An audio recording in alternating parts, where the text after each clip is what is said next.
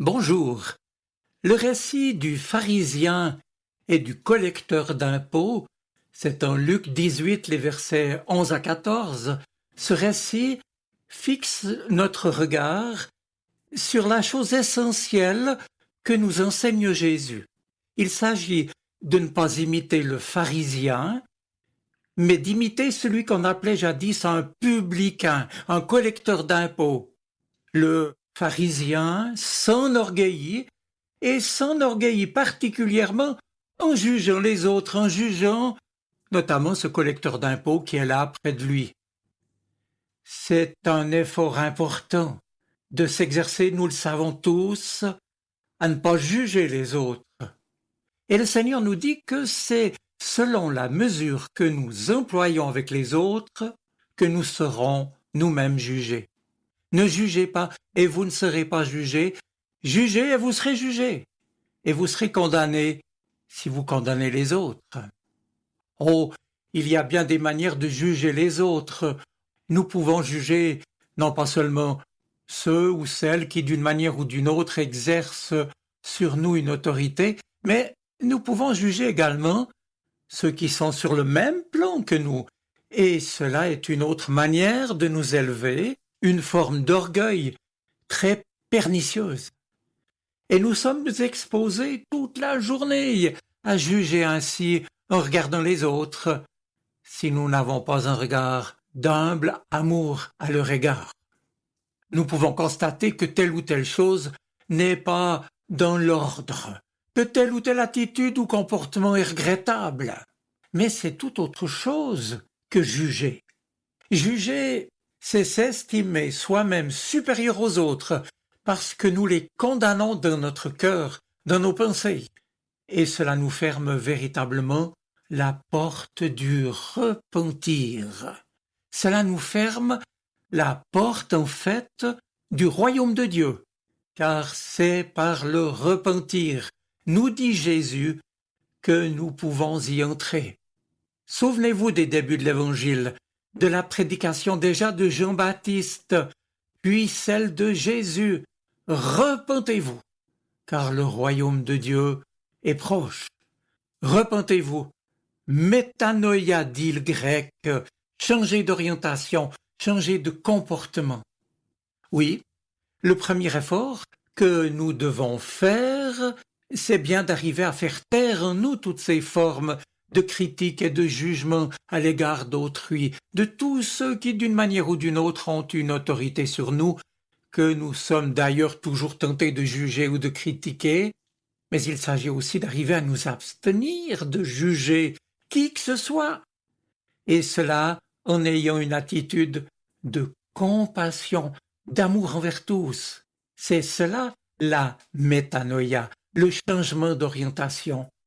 Avoir une attitude de compassion et d'amour, comme le Christ l'a eu d'abord avec nous, et nous invite à l'avoir avec d'autres. Et c'est par là que l'humilité s'inscrira d'abord en nous. Ensuite, nous devons nous efforcer d'imiter le comportement du collecteur d'impôts.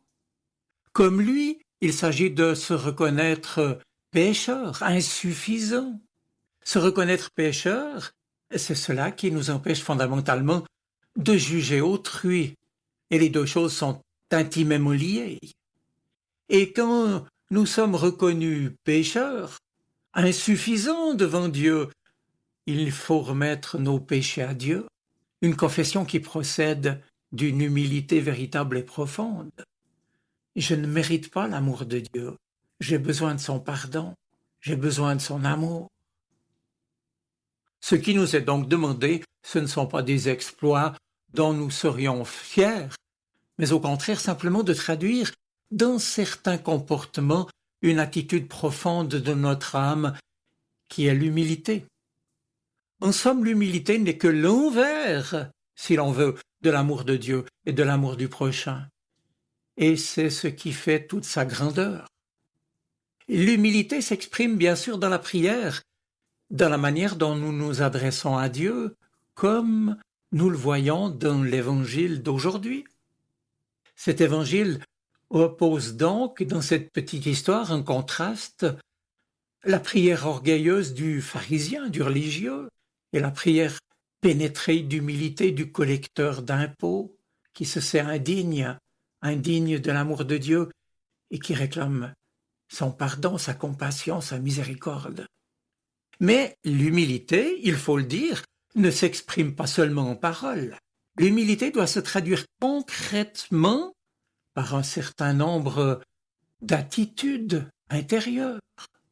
Cette humilité, elle peut nous habiter sans pouvoir en fait exprimer ce qu'elle est. Mais on peut dire cependant comment on la vit, de quelle façon concrète on peut se comporter dans la vie avec le Seigneur et devant lui. Quel est, en somme, son chemin? Et ce chemin peut se résumer au travers de 3 qualités spirituelles. Je veux dire l'obéissance, la patience et la bienveillance. L'obéissance donc d'abord, c'est le grand moyen de parvenir à l'humilité. Il s'agit de ne jamais chercher à imposer notre volonté aux autres, sauf bien sûr quand il s'agit de quelque chose d'essentiel, quelque chose qui concerne la foi, qui concerne notre fidélité à Dieu, pour maintenir notre foi et notre fidélité. Et puis le renoncement à nos préférences, à nos idées personnelles. C'est cela aussi l'obéissance. C'est une attitude de renoncement à notre volonté propre, cette volonté propre qui est parfois comme un mur, voire une muraille entre nous et Dieu. Et puis, après l'obéissance, la patience. La patience, c'est-à-dire le support de tout ce qui ne dépend pas de nous, l'acceptation à la fois des contrariétés liées aux événements, de nos propres limites et des limites des autres, de notre pauvreté, de notre faiblesse, de notre indignité. Il s'agit de les reconnaître et de les accepter. Porter tout cela avec humilité dans un cœur ouvert. En somme, nous renonçons tout simplement à être le centre du monde. Nous acceptons tout ce qui n'est pas directement voulu par Dieu, mais que Dieu permet, parce qu'il peut, lui, faire entrer tout cela dans son projet de salut, même ce qui est négatif dans les événements, dans les choses, dans les épreuves, dans les autres et en nous-mêmes. Mais à condition que nous les acceptions dans la patience et dans l'action de grâce. Je le répète, tout cela remis à Dieu peut entrer dans son projet dans la mesure où nous savons le reconnaître, l'accepter, où nous savons surtout le remettre au Seigneur et le porter dans la patience et l'action de grâce en lui demandant de continuer à travailler en nous pour nous transformer. L'obéissance, la patience et puis enfin la bienveillance. Bien sûr, nous constatons parfois des négligences, certaines déficiences même, certains manquements, mais l'humilité les interprète avec bienveillance. L'humilité voit le bon côté des choses et des personnes.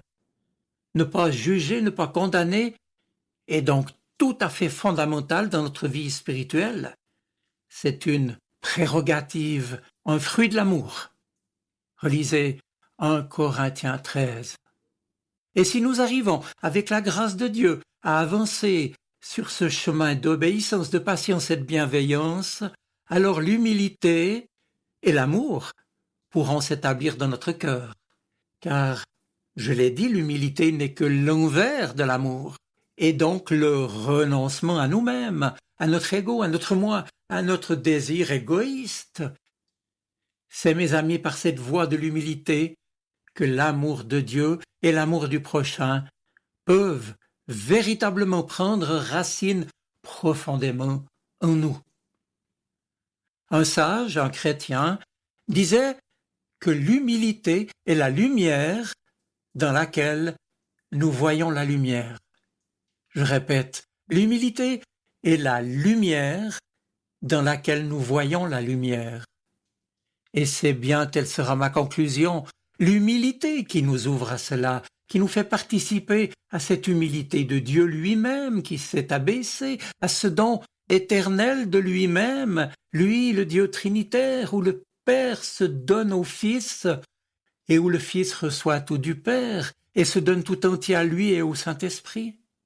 C'est dans cette relation de chacune des personnes aux autres, qui est à la fois effusion totale et amour sans limite, c'est à cela que nous fait participer l'humilité. Elle nous introduit donc en quelque sorte au cœur même de la Trinité. Elle nous fait participer véritablement à la vie de Dieu, à son humilité, à son amour, à sa lumière. Alors, dernier mot, demandons au Seigneur de nous aider pour que par l'humilité de notre propre cœur, nous nous unissions véritablement au Christ lui-même, le Fils bien-aimé, et que quelque chose du visage de la lumière du Père, dans la puissance du Saint-Esprit, se reflète véritablement dans notre vie. Je vous souhaite une bonne semaine. Soyez bénis. Amen. Sa parole résonne dans mon cœur. Elle est vivante, elle parle. Elle m'aide à choisir, m'illumine. Elle est vivante, elle est poignante, elle touche mon cœur.